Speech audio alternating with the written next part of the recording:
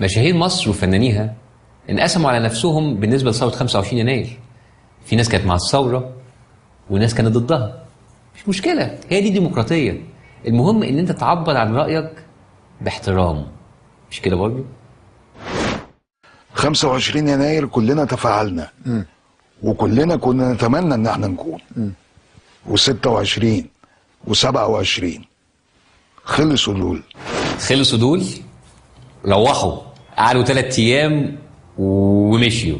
اكيد وصلك ما يدور في ميدان التحرير. لا، ايه ها ايه؟ طبل وزمر ورقص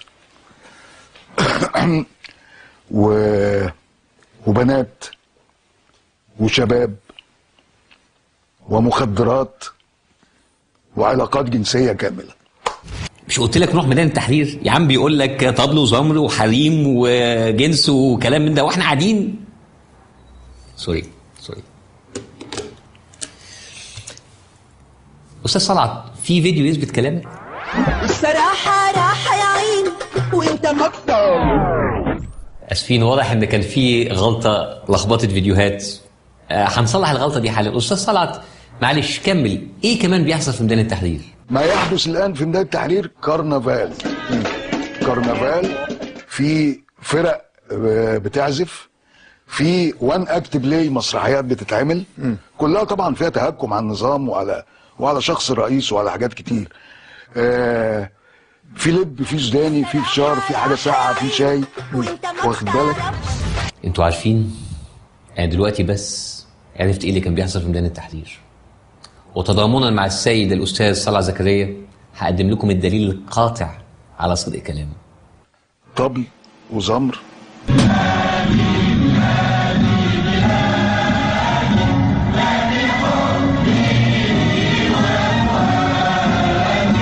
قلة أدب ومسخرة، ناس واقفة بتغني في ميدان التحرير، وعلاقات جنسية كاملة.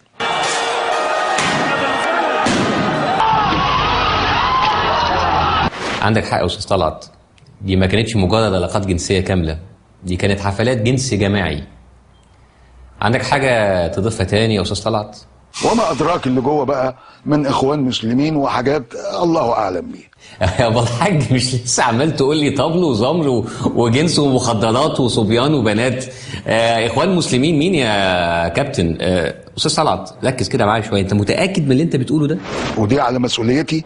إذا علشان كتب التاريخ لما تيجي تكتب عن ثورة 25 يناير باختصار شديد، شباب 25 يناير مشوا وروحوا يوم 27.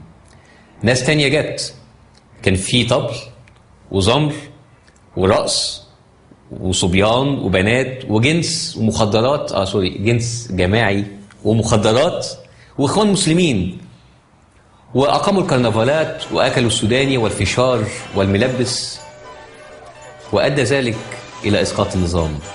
وده السؤال اللي احنا هنجاوبه في امتحان التاريخ لسنه 6. استاذ طلعت تحب تضيف حاجه؟ في حاجه تانية مضايقاك؟ ارحل معناها ايه؟ الناس البسطاء فاهمينها ايه ارحل دي؟